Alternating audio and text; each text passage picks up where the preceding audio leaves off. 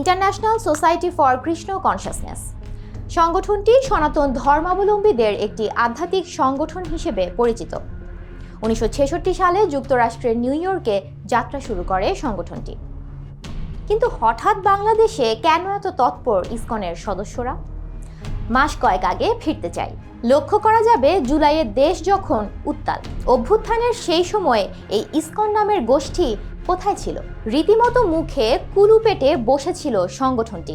15 বছর ধরে চলতে থাকা বিভিন্ন গুম, হত্যা, খুন, গুজবে যখন নেট দুনিয়া সরব, তখন ফ্যাসিবাদের বিপক্ষে কথা বলতে খুব একটা শোনা যায়নি এই সংগঠনটির কোনো সদস্যকে। বরং ফ্যাসিবাদ সরকারের হাতকে শক্তিশালী করতে তৎপর ছিল এই সংগঠনটি। ইসকন যে আন্দোলন করছে বাংলাদেশ সরকারের বিরুদ্ধে নয়, ইসকন যে আন্দোলন করছে শেখ হাসিনার সরকারকে শক্তিশালী করার জন্য। গত 15 বছরে সংঘটিত হওয়া বিভিন্ন ঘটনার অন্যতম নৃশংস ঘটনা ছিল আবরার হত্যাকাণ্ড, যেখানে মূল হোতা ছিল অমিত শাহ নামের এক ছাত্রলীগ কর্মী, যে ছিল উগ্রবাদী হিন্দু সংগঠন ইসকনের সদস্য। সেই দায়কৃত মামলার 19 জনের তালিকা থেকে হত্যাকাণ্ডের মূল চক্রী অমিত শাহ বাদ পড়ে যায়। প্রশ্ন ওঠে, মামলা থেকে ইসকনের সদস্য বাদ পড়ে যাওয়া কি কাকতালীয় নাকি ইচ্ছাকৃত?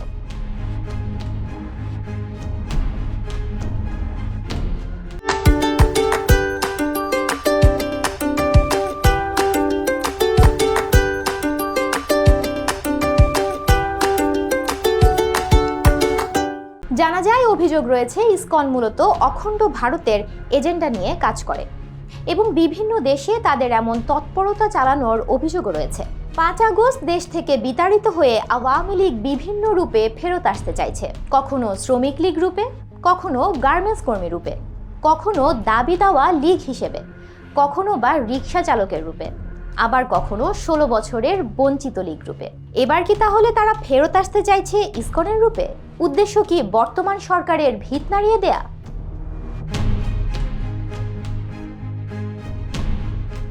গত মাসে চট্টগ্রামে সমাবেশ করে বাংলাদেশ সনাতন জাগরণ মঞ্চ। এ মঞ্চের মুখপাত্র চিন্ময় কৃষ্ণ দাস চট্টগ্রামের লালদিঘি মাঠে তাদের মঞ্চের সেই মহাসমাবেশে জাতীয় পতাকার উপর ইসকনের ধর্মীয় গেরুয়া পতাকা স্থাপন করা হয়। সমাবেশের পর 31 অক্টোবর চিন্ময়ের বিরুদ্ধে জাতীয় পতাকা অবমাননার অভিযোগ এনে চট্টগ্রামে একটি রাষ্ট্রদ্রোহের মামলা করেন এক বিএনপি নেতা। মামলায় দেশের অখণ্ডতাকে অস্বীকার এবং অরাজকতা সৃষ্টির অপচেষ্টা হিসেবে দেখানো হয়। মামলাকারীকে যদিও পরে বিএনপি বহিষ্কার করে।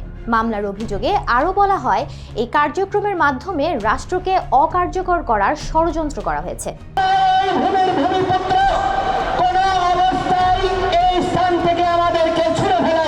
কথা হলো, সনাতনীরা এর আগে বহু সমাবেশ করেছেন, কিন্তু এ সময় কেন তারা জাতীয় পতাকার উপর তাদের ধর্মীয় পতাকা স্থাপন করবে? এর পেছনের উদ্দেশ্য কি তাহলে ইচ্ছাকৃতভাবে দেশদ্রোহীর তকমা পাওয়া? এই মামলাটি চট্টগ্রামে বিশেষ করে সনাতন সম্প্রদায়ের মধ্যে চরম বিতর্ক এবং বিক্ষোভের জন্ম দেয়। যদিও এই মামলার পর ইসকনের অফিসিয়াল ফেসবুক পেজে একটি ভিডিও বার্তায় রাষ্ট্রদ্রোহ মামলা নিয়ে চিন্ময় কৃষ্ণ দাসের একটি বিবৃতি প্রকাশিত হয়। সেখানে তিনি বলেন, মামলাটি সনাতনীদের 8 দফা দাবি আদায়ের শান্তিপূর্ণ কর্মসূচিকে বন্ধ করার অপচেষ্টা মাত্র। তিনি আরও দাবি করেন, 5 আগস্টের পর সনাতনীদের ওপর চালানো হামলা এবং নির্যাতনের জন্য এই আন্দোলন বর্তমান সরকার কিংবা রাষ্ট্রের বিরুদ্ধে নয়।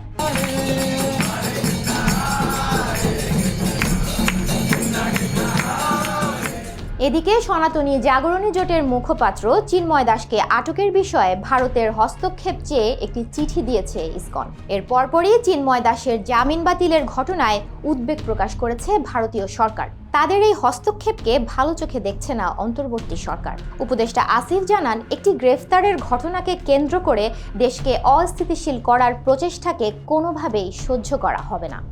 এই উগ্রবাদী গোষ্ঠী সম্মিলিতভাবে এই বাংলাদেশ থেকে সনাতনী সংখ্যালঘু জনগোষ্ঠীকে উচ্ছেদ করার প্রচেষ্টা চালাচ্ছে। বাংলাদেশ সম্মিলিত সনাতনী জাগরণ জোট ঢাকেশ্বরী মন্দিরে একটি সম্মেলন ডাকলে সেই জোটের মুখপাত্র বলেন, সনাতনী সম্প্রদায়কে সবসময় বলির পাঠা হিসেবে ব্যবহার করা হয়। নির্বাচন থেকে শুরু করে প্রত্যেক আন্দোলনে সংখ্যালঘুদের ব্যবহার করে দলগুলো তাদের উদ্দেশ্য হাসিল করে। বাংলাদেশের সনাতনীদের আসলে কোনো বন্ধু নেই। আগে ট্যাগ লাগানো হতো জামাত শিবিরের, আর এখন ট্যাগ লাগানো হয় আওয়ামী লীগের। তার মতে দেশের কিছু সাম্প্রদায়িক গোষ্ঠী সংখ্যালঘুদের আন্দোলনকে ভুলুণ্ঠিত করার জন্য চেষ্টা চালাচ্ছে। একজন আইনজীবী সেখানে আইনজীবী মারা গেছে, সেই আইনজীবী কিন্তু হিন্দু মনে করে তার উপরে কিন্তু আক্রমণ চালানো হয়েছে, কিন্তু পরবর্তীতে দেখা গেল যে না, সে কিন্তু মুসলিম। চিন্ময় কৃষ্ণের জামিন বাতিল করে কারাগারে নিয়ে যাওয়ার চেষ্টা করলে প্রিজন ভ্যান আটকে দেয় তার সমর্থক এবং ভক্তরা। 2.5 ঘন্টা পর আইন শৃঙ্খলা রক্ষা বাহিনীর লাঠিপেটা এবং সাউন্ড গ্রেনেড ছুড়ে চিন্ময়ের ভক্ত এবং সমর্থকদের সরিয়ে দিয়ে তাদের কারাগারে নিয়ে যায়। গতকাল চট্টগ্রামে বাংলাদেশ সম্মিলিত সনাতনী জাগরণ জোটের মুখপাত্র চিন্ময় দাস ব্রহ্মচারীর জামিন না দেওয়াকে কেন্দ্র করে তার ভক্ত এবং অনুসারীদের সঙ্গে সংঘর্ষের সময় সাইফুল ইসলাম আলিফ নামের এক আইনজীবীকে গলা কেটে হত্যার ঘটনা ঘটে, যা নিয়ে শুরু হয় তোলপাড়। এর পরিপ্রেক্ষিতে ভারতীয় গণমাধ্যম সেই আইনজীবীকে চিন্ময় কৃষ্ণ দাসের আইনজীবী দাবি করে প্রতিবেদন প্রকাশ করছে। প্রতিবেদনে দাবি করা হচ্ছে চিন্ময় কৃষ্ণ দাসের আইনজীবী সাইফুল ইসলাম আলিফ পুলিশের গুলিতে নিহত হয়েছেন। গণমাধ্যমের পাশাপাশি সোশ্যাল মিডিয়াতেও এই গুজব ছড়িয়ে পড়েছে।